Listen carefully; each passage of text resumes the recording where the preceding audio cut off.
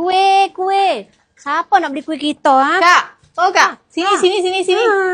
Balik. Ini. Kak jual kuih benda ni macam sedap. Tengok. Oh, sedap belakang ni. Awak buka puasa kat hari. Oh, itulah. Tepung pelita ada.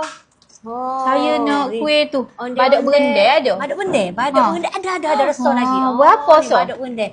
Ni murah ya. Kita beli 3 pokok sudah. Oh, okey. Satu. Lepas tu nak lobat tiket. Lobat tiket ada kak ha. Ada juga. Oh, sedapnya tengok sedap dah ni. Ni sedap kak seri muka ni. Wah, ni saya suka sangat ni. Seri-seri kalau makan. Oh, memanglah tambah seri muka saya ni. Awak buka puasa kat hari. Boleh.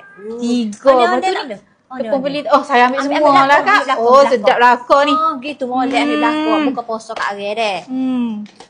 Kalau dah sedap ni, boleh pulang balik tak? Tak boleh lah lagu tu. Oh, tak boleh kan. Dah apalah, saya ambil je lah. Siku jadi. Berapa? Bayar. Ni, ambil kira. Kak kira. Cukup ke tak? Terima kasih. Kalau lebih saya bagi je. Oh, Alhamdulillah. Bulan puasa kena sedekah lah. Betul. Kak Oh, Kak.